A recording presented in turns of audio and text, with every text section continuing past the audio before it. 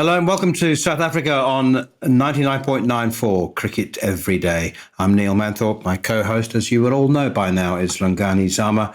South Africa on 99.94 is your your home for South African content, and hope you'll be able to follow us at least twice a week as we drop into your podcast feed, YouTube, or 99.94 the app several times every week, as I said. Also, if you get the chance to check out the Mitch Johnson show, where the former Aussie talks about his life in and out of cricket, you can find it where you listen to your podcasts or on YouTube.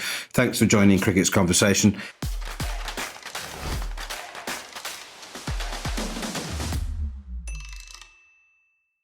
In our last episode, Lungani and I spoke about, tried to analyse, make sense of South Africa's dreadful defeat to the Netherlands, which saw them bow out of the T20 World Cup. We're just going to sort of wrap that up and then look ahead to the semi-finals. There are a number of things for South Africans to consider. It's a long flight back from Australia to South Africa. One man who has been under some of the most intense sporting pressure that I have ever witnessed, albeit secondhand, is the South African white ball captain Themba Bavuma. He was asked the hard questions. I am actually delighted to say that, stretching right back to Hansie Cronje in 1999 and Sean Pollock and Graham Smith twice and A.B. de Villiers in 2015, I've seen enough captain's tears. So I'm delighted to say that, that there was a media officer with a sense of mercy. Not that Bavuma required it. He manned up. He showed up. He answered the hard questions. He didn't try to hide his tears. And he said, amongst many truths that he spoke after South Africa's exit, that he believed he had done his best. He had emerged. He had acted with dignity and emerged with his pride intact. He spoke about the pressure of social media. You can try to hide from it, but you can't. It's easier to avoid COVID-19 at its height than it is to avoid social media. There was some truly appalling trolling of him. As followers on this podcast, and anybody else who reads anything that I write or listens to anything I say will know that I'm a massive fan of the man. Personally, I think he should be the test captain when Dean Elgar steps down. I think that is actually his format. So let's begin with Themba. Yeah, it's been a couple of months of probably the harshest pressure that he's faced. And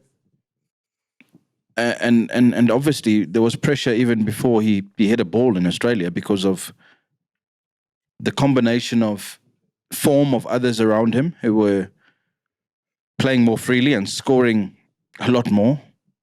And this constant question of an opener who strikes at 120 and how much that compromises the team. I saw something from Tom Moody which compared him to Aaron Finch and he said something about when one wheel is spinning, not at the same rate as the others, it compromises the rest of the vehicle, basically. And Themba will be the first to say that he didn't score as freely as he would have wished for. Obviously, the exit is not purely down to one man, but as captain, you do bear the brunt of the criticism and the questions, and that's why you've got to front up. But yeah, you cry because you care. It's not something that's like water off a duck's back and you carry on the next day as if everything's normal. You cry because you care about performance and obviously representing so much more than yourself. But the questions will not go away. The questions around. I've been in the same boat. I always thought he should have been test captain. And when he was made white ball captain, I asked anyone I could who'd been part of the decision, why would you go that way and immediately hamstring yourself when of all the formats, you know that his strongest format is red ball cricket because of the type of game that he plays.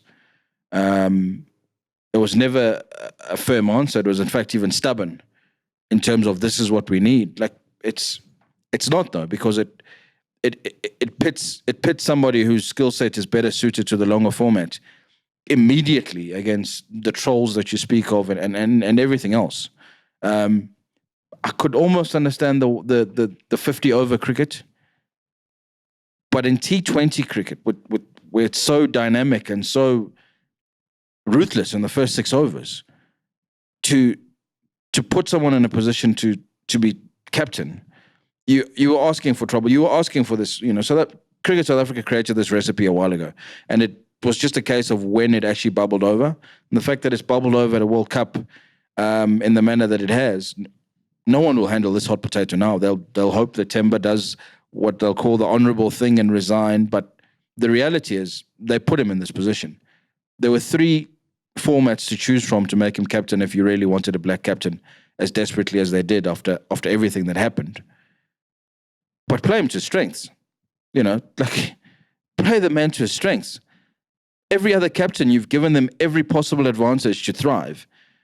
You play him in the one format of the game that he's actually not strongest, and that's the one that with all the World Cups, that's the one with all the pressure. It's just, as a box-ticking exercise, it's been an absolute travesty. And the problem is he has to face up as if he selected himself. And we said earlier that, if it became such a big problem that he had to drop himself, essentially, he'd spoken about the fact that he might. But the reality is, who drops himself from a World Cup team when everything in your body says, I feel like I'm contributing to the team, your teammates are still backing you? You're just not suited to it. It's like picking a fly half at prop and hoping that he's somehow going to figure it out, because it's such a stuff up, and it was a stuff up from the beginning. So the people who made that decision set the wheels in motion to where we are now. And now the decision is on Temba, which is cheapest. You don't pick yourself. And no one would take the honor of captaining the country and just turn away from it and say, oh, I'm completely ill-suited. I'll figure it out. Even if I'm under-experienced or under-skilled or ill-fitting, I'll try and figure it out, because cheapest. The opportunity is too grand. I'll be the first captain to turn down South African captaincy. Then what does it look like? It's an impossible position. But they put him in this place. So I do feel for the guy. I asked you, and we discussed about the possibility of him leaving himself out even before the tournament started and then after the first couple of games. It was a rhetorical question in many ways, because I didn't think that he should do that, and I didn't think that it was his position to do that. I think that it was the selector's position to do that. And you've mentioned CSA and the people who appointed him. It was Graham Smith. Graham Smith was director of cricket. And I just want to rewind a little bit to early this morning. I've been actually working very hard, explaining to various media outlets, or doing my best about South Africa's demise. And a radio station in New Zealand said, why do you think, no, it wasn't in New Zealand, a radio station in Australia said, why do you think New Zealand, cricket's like the 8th most popular sport in the country. Seriously, more people prefer sailing and rock climbing as their favoured pastimes or sports than cricket. And we did a pod a couple of weeks ago about Namibia having a pool of about 120 cricketers to choose from, actually smaller for the national team. New Zealand they've got less than 1,000 people, and they perennially make semi-finals. So I was asked the question, why do they make the semi-finals virtually every single tournament and South Africa can't? And I wasn't expecting the question, but the answer came immediately. Honesty. You have a small group of players. They know exactly where they've come from, where they're going, what support they've got. If they ask for something, they don't just get a yes or no from the boss. They get invited into the boss's office and say, it's a great request. We can't do it because of this. Have a look at the numbers. They know absolutely every single working mechanism of New Zealand cricket. And that's just simply not the case in South Africa. I mean, Graham Smith made the appointment. Nobody's questioned him. Nobody said, Graham, why did you put Temba in this position? And he hasn't come out and said, because the pressure is on, I felt the pressure to appoint a black captain. I have asked him in private several times, and there was massive pressure to install a black captain somewhere. But if the tournament that he's commissioner of right now didn't have a single franchise that bid for Temba Bavuma for the exact same reasons, because it's not its format. So if you ask him again now, without the pressures of being CSA's director of cricket and everything that came with in his time, he'd tell you he's not suited. But at the time, there was undue pressure from not just CSA board and executive, from politicians, from the man of the street, that rugby has a black captain, cricket has to have a black captain. But how on earth they made the decision to give him the formats that he's not suited to? It literally came across as a box-ticking exercise, and you can say all you want that he's going to grow into it. It's just not. His numbers have not changed because that's not his game. And we've spoken about the fact that he's now trying to reinvent himself. Even his dismissal against the Netherlands, you could see you're trying things that are not part of your normal skill set. You're trying to reinvent the wheel. And you said about New Zealand, the reason that they punch above their weight is because they've got a ruthless honesty. We've got a limited number of people, bits and pieces cricketers like Colin de Grandhomme and whoever else. And when they don't have it, they go shopping and they get rejects like Devon Conway. And they build them up to be everything because you're better than anything we've got. So we're going to call you a world champion. We're going to give you all the tools to make sure that you succeed. And yet here, where we have options across formats, you go and choose the one square peg and say, okay, we'll see if you can stick you into this round hole and close our eyes and just hope for goodness that you're somehow going to ever see a Khaleesi moment and lift a World Cup yourself. And we can say, look at us, we're wonderfully transformed. It's a horror show because you could see it coming. You could see it coming. And in his heart of hearts, he'll tell you that if you gave me the choice, I would have probably taken Test captaincy because that's the game that I've been most natural at. That's the game I've been most comfortable at. That's the game where I've got the time to play the way that I've played my entire life. So, I mean, but this is what happens when politicians make sporting decisions of sports that they've never played. And it wasn't Graham Smith appointed him, but I can tell you now it wasn't Graham Smith's decision. We can call a spade here. It wasn't Graham Smith's decision to say our T20 captain is going to be Temba Bavuma because he's the best captain that we... No, because straight away you're saying that our opening stands in power plays, one of our guys is going to be striking at about 110, 120, unless he really comes off for the next 5 years, which is impossible. And the proof of that pudding is in the SA20 auction that happened before the World Cup, where not a single franchise in South Africa's premier new competition that's supposed to transform the way that we play cricket, change lives, not a single one of those franchises picked the South African T20 captain. That in itself says a hell of a lot more than any of the buttery statements that were made at the time that he was hired as T20, as white ball captain. They try to plug a hole and it's come back to haunt them. And the irony is that half the people who were in that room making that decision and putting that pressure on Graham Smith and whoever else was around him to make sure that Temba is the white ball cricket captain, they're no longer there. They've moved on with their lives. They probably didn't even watch any of the games that he was captain of in this T20 World Cup. But that's what happens when you appoint people who don't really give a stuff about the game, but they want to show their muscle and flex their muscle and say, we can influence decisions. This is what it gets to.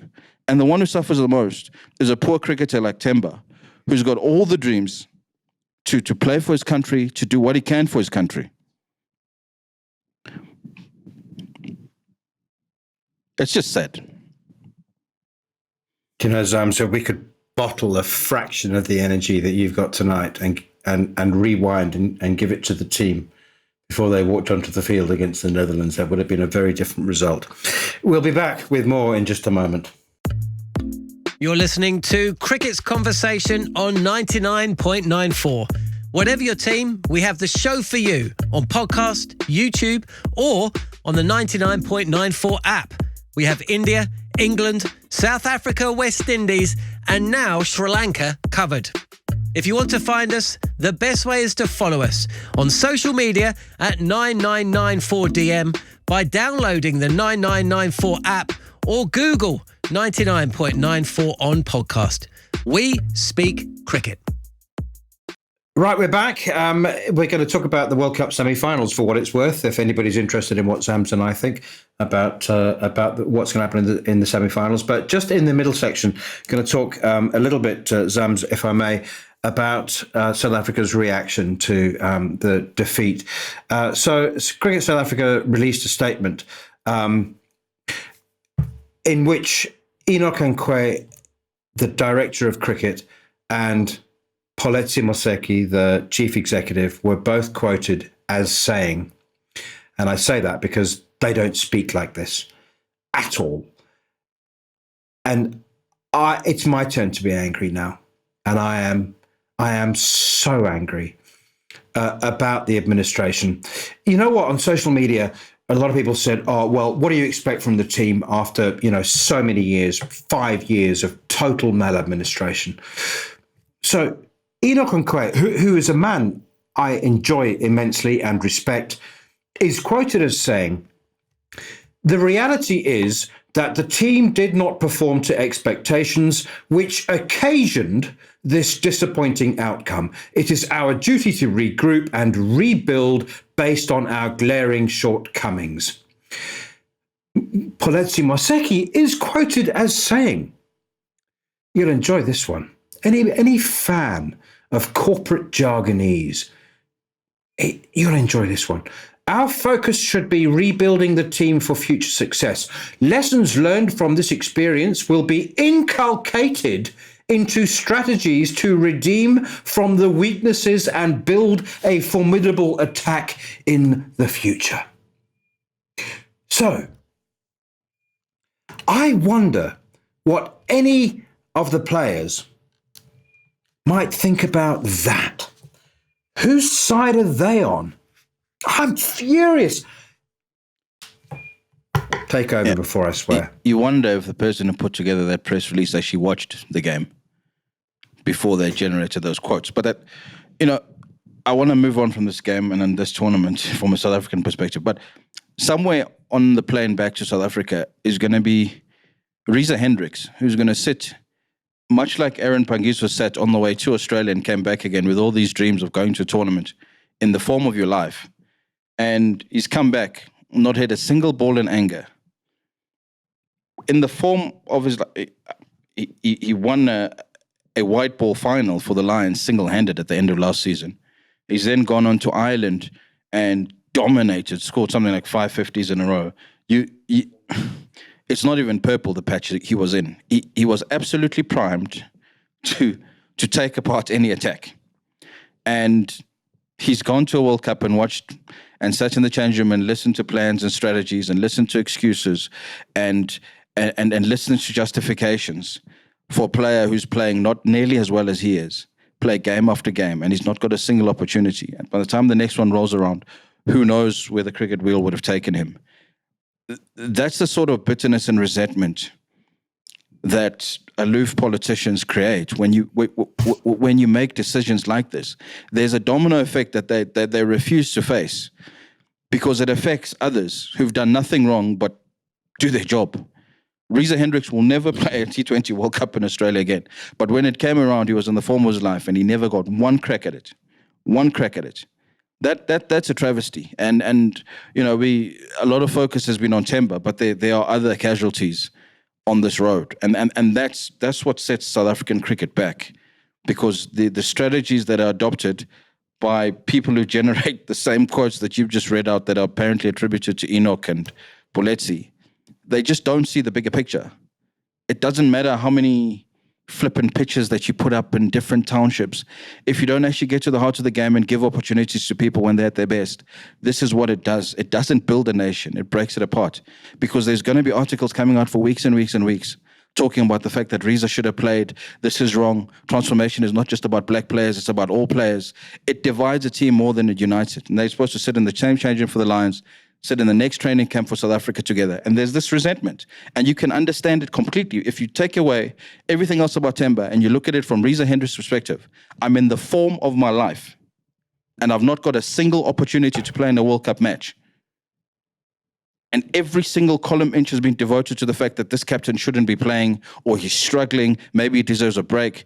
Not one person has said, forget every single argument. The best performing batsman in South African cricket right now this year is Reza Hendricks. You find a slot for him. You played Markram ahead of him. You've played everyone else ahead of him. He's in the form of his life. I would be furious. Furious. But that doesn't matter, because transformation in the eyes of those who run the game can only happen when it's purely black African. That's the problem. It's a nonsense, and part of the problem, or maybe the greatest part of the problem, is that is honesty. As I said, I mentioned in the last pod about New Zealand cricket, and they said we're only going to play 2 Test series where we can only. Kane Williamson said, I disagree with that, so they invited them in and into the boardroom and said, Kane, this is why we can only play 2 Test series. You want to play in the IPL, and you should play in the IPL, and we agree that you should play in the IPL. You want to play in the CPL. You want to play. We can't match those fees. You have a right to earn a living. Come in and tell us how we can fit 3 Test series in, because we'd all like 3 Test series as well. And when New Zealand cricketers want, or when a decision is made in New Zealand cricket, the players are consulted immediately. What do you think? What do you think? What do you think? So those quotes written by somebody I hope is not being paid very much to write corporate jargonese. We're both quite angry, and understandably, and I think justifiably and rightly, and because we're representing the majority view of South African cricket lovers. But when it'll take a while for the dust to settle. But what is lacking is the team is a tribe within a tribe. The team, the actual Proteas, they're not consulted. What should be happening is Enoch and Poletsi should be bringing the team in to their space, or going into their space actually, and saying, what do you need? Gerald Majola, as chief executive back in 2008, was the very, very best at this. Do you know? And so he dished out the IPL bonuses, and I was one who said at the time that what he did was wrong. But my goodness gracious me, he looked after the players. He made them feel cherished and nurtured and appreciated.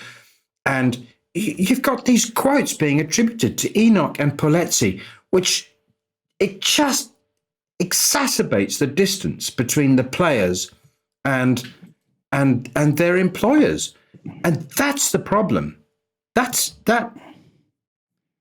Well, we'll talk about the World Cup semi-finals in a moment after you've addressed that issue. We're talking about the same bunch of people who last year, when South Africa had that massive race storm with Quinny de Kock, the truth of it is that the players were not consulted until the night after that the West Indies game had happened, and everything that the fallout after that, where Temba actually did probably play one of his best innings in South African green before the match started, and even after, where he tried to protect Quinton. And they made sure that unequivocally the world understood that Quinny stood alone, literally. Even though they forgot to admit that for a year they had consulted the players, and they had told the players that actually you can do whatever you want. But then when it came to it, because there was a picture that was published and several members of the board felt disgruntled at the headlines and the radio stations talking about how disjointed it looked, they made a unilateral decision. The players' consultation happened after that game. And what they won't say is that when they did consult the players and the players were honest enough to tell them exactly what they felt about being told what to do after being told for a year that you can do whatever you want. So there is this, you talk about honesty in New Zealand cricket or whoever else. You can't talk about honesty in South African cricket when the people in charge will blatantly lie to your face in public statements, even in just getting into office. You can't hope to remedy the situation when it comes to actual cricket matches, when off the field, everything is a lie. I mean, there was a game that we suggested some of them play, some of the more honorable members play, where they actually just start making things up and putting them in board meetings to see where the leak came from, because you can trace it to certain publications and certain journalists, and you could trace it back to people that were in that room, or if you told it to just one person, something so outlandishly stupid. But because they thrive on the publicity that's generated from an unnamed source close to the board or an unknown executive close to the matter, which is absolute bullshit, if we're honest. But if those are the people that run your game, you cannot possibly hope to look a player square in the eye and say, how the hell did you lose to the Netherlands? How the hell did you get into your position? How do you run cricket? How are you on this board? You know, if we're going to call spade. So you can't actually have that integrity and that honesty, because unfortunately so many are still in the game for the wrong reasons. And so they don't care what team walks out onto the field, as long as they've got their cronies in the long room and they can sit there and say, look at the power that I exert. If you're in it for the wrong reasons, it shows, and it traipses down to every single part of the game. So when it comes to actual cricket matters, the thing that actually is supposed to have got you there in the first place, you actually can't hold a candle up and say, let us be honest about this team. You deserve to be dropped. You deserve to be dropped. You deserve to be dropped. You remember when Australia had their cheating scandal in South Africa? Before they left South Africa, 3 of them were already off the team. There was a national embarrassment. The Prime Minister made a statement about how much shame had been brought on. If Australia had lost to the Netherlands like South Africa had, the country would have stopped. Yes, it is their national sport, but the country would have stopped. There would have been full-on heads rolling. And not a single player would have said, oh, no, but I was picked out of... No.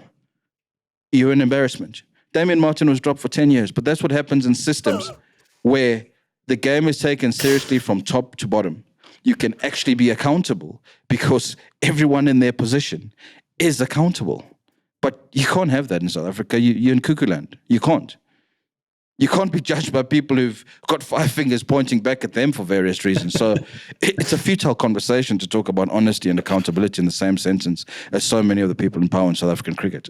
We should really move on to the semi-finals. We are going to do exactly that after this break. If you love the language of cricket and want more, then head over to the 99.94 app and you can hear all of our podcasts and cricket commentary. We're adding new shows all the time and covering cricket series from all over the world. Be the first to hear all of our announcements by following us on social media at 9994DM. Welcome to Cricket's Conversation. Sams, we're almost out of time. My timekeeping is hopeless. I'm sorry.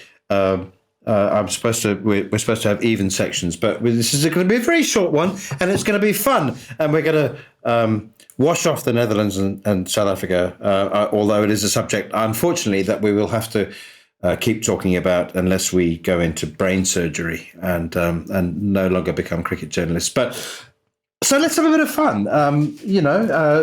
Our colleagues on all our other 99.94 stations will be going in far greater depth about the semi-finals than we are required to do. So we can just have some fun.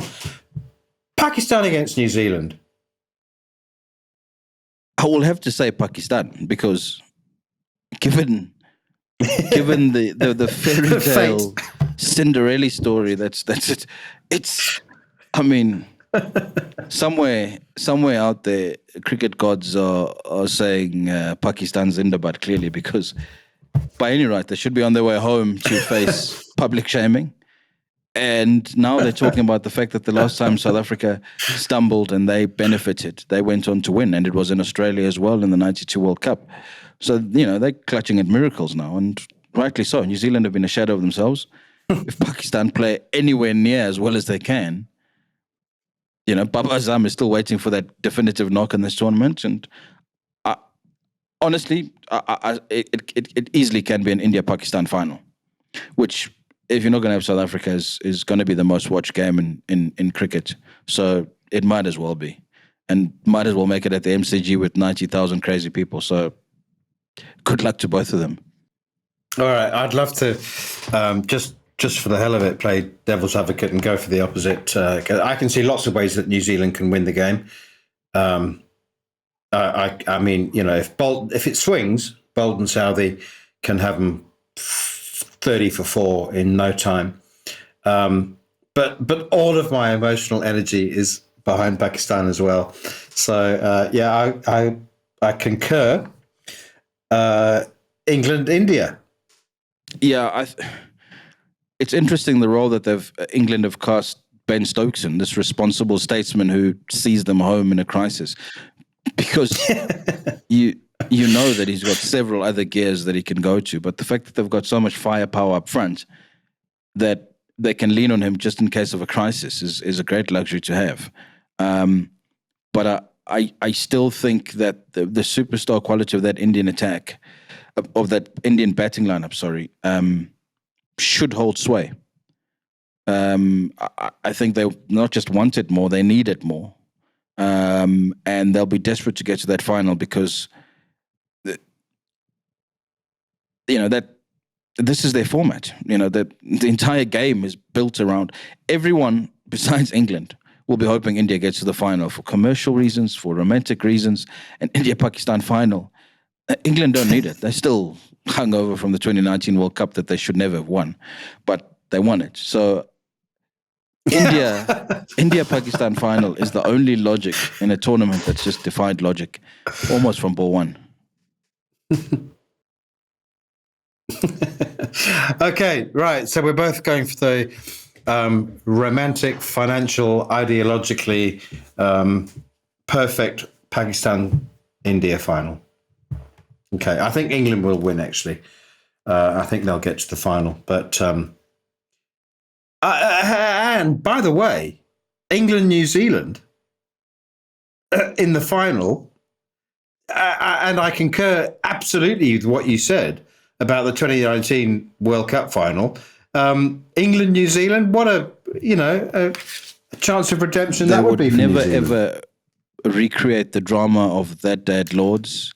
Ian Smith could never conjure up the commentary energy again. It's done. It's dead. It's one of those things that don't make sense. And because there is no South African heart to go with, the most entertaining game either way will definitely be India against Pakistan.